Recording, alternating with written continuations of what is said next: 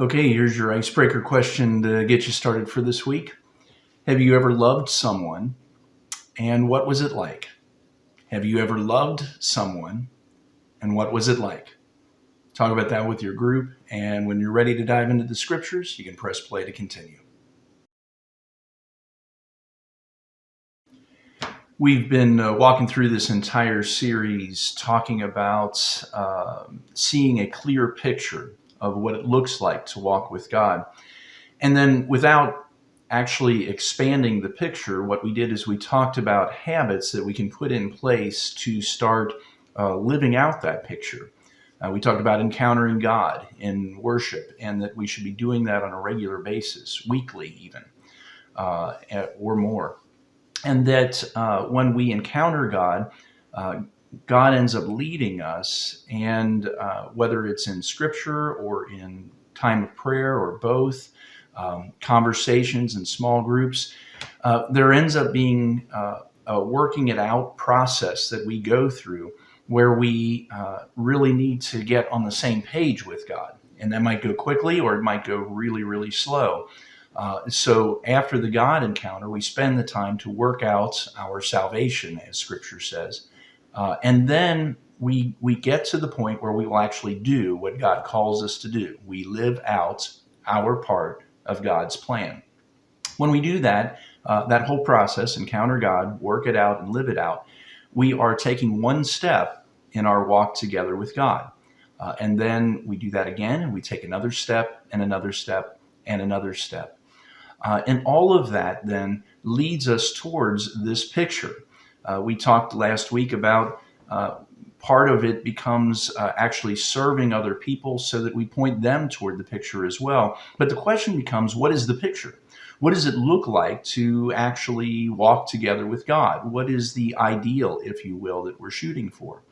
And with this, what happens is that we get into a concept of Scripture that sometimes people struggle with. So you may have to work it out for a while on this one.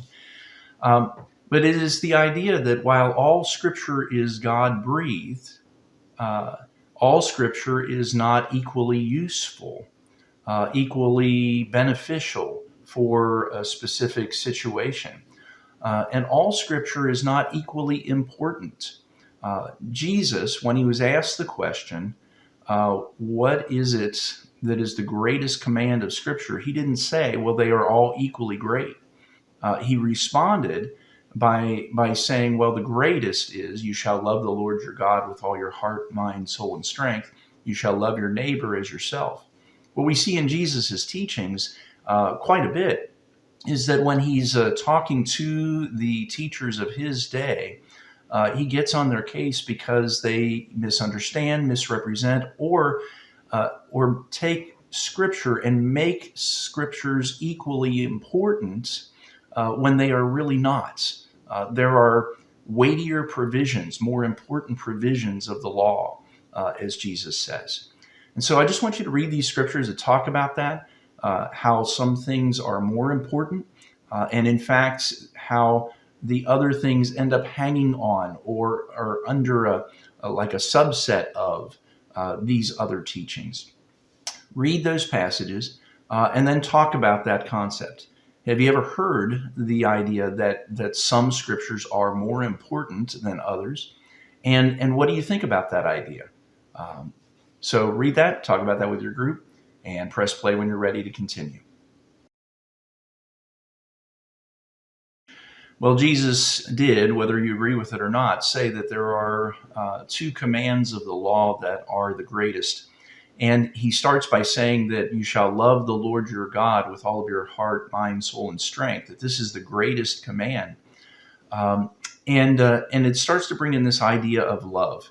Oftentimes we think about love as a feeling or a romance. The thing is, though, that the Scripture was written in Greek. And there is a separate Greek word for romantic love, and that is not the word that Jesus uses or that the command is talking about. Romantic love is, in fact, that word is not used at all in the New Testament. The word that is for love here is one that is thinking about the other person, a self-sacrificing, a serving kind of love. And when it comes to God, uh, then what we start to see is that the word love actually is tied very closely to, in fact, it is defined by obedience. That when we love God, we obey God. We do what God tells us to do. And so uh, Jesus is quoting a command, a scripture from the Old Testament. And what I decided to do is to give us the Old Testament scripture in context. So you have a whole passage there that talks about this relationship with God that we build. And in the midst of it, it says, love the Lord your God with all your heart, soul, and strength. And so when you read this passage, what it's doing is it's setting things up. This is what it looks like to love God. And so read the passage and then talk about that. What does it mean to love God? God even says that there are benefits to obeying God's commands. So, what are the benefits that are listed there for the Israelites of obeying God's command? And and why do you think that this gets defined as love? Why are we showing love to God when we actually are simply obeying what God says? How is that tied to the benefits that God offers and what God is trying to do with the commands? See, God is trying to do something by giving us these commands. God tells us what God is trying to do when He gives us these commands, and when we obey the commands, we are telling God, "Well, God, I love you. I trust you." So why is that love? And so read those, talk about that. When you're ready to continue, press play for the next section. When Jesus said the greatest command is to love God, he said that it is equally important that we love our neighbor as ourselves. He also said that the weightier provisions of the law are things like justice and mercy uh, and uh, and faithfulness, which was really a reference to Micah, the prophet, in this passage that I give you first and foremost. Justice and mercy really talk about how we interact with other people.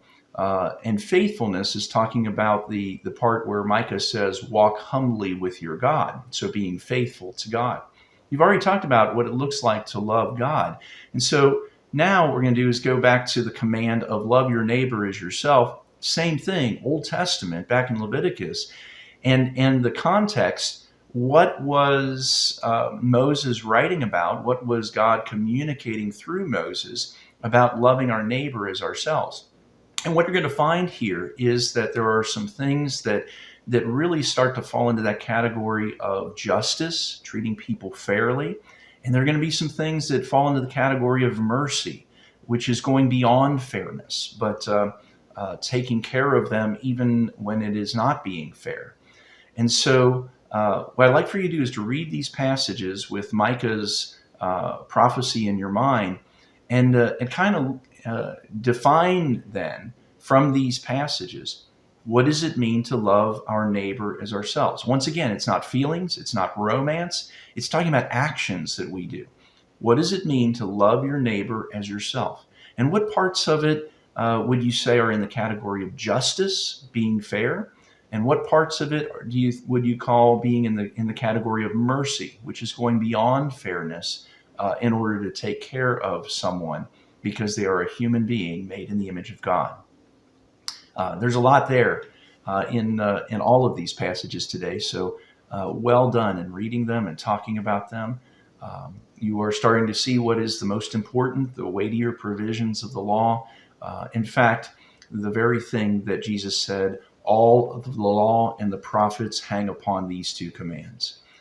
So read them, talk about them, and then love your neighbor as yourself.